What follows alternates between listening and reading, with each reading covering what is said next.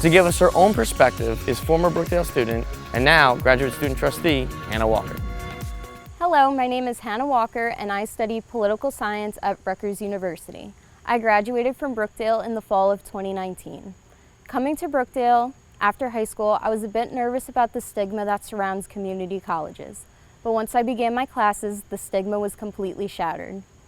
I was able to open doors of opportunities with the help of my amazing professors, studies, and activities. Being involved with Phi Theta Kappa, the Honors Program, the National Society of Leadership and Success, and the Global Citizenship Project all helped to enhance my experience at Brookdale. Now I am the Secretary of the Hazlitt Environmental Commission, a position that I got thanks to a class project at Brookdale. I also have the honor to be your 2020 to 2021 Student Graduate Trustee.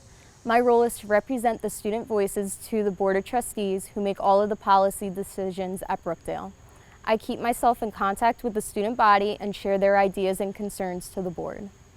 I wouldn't be in this position today if it wasn't for my time at Brookdale. It's 100% true when we say that here will get you there.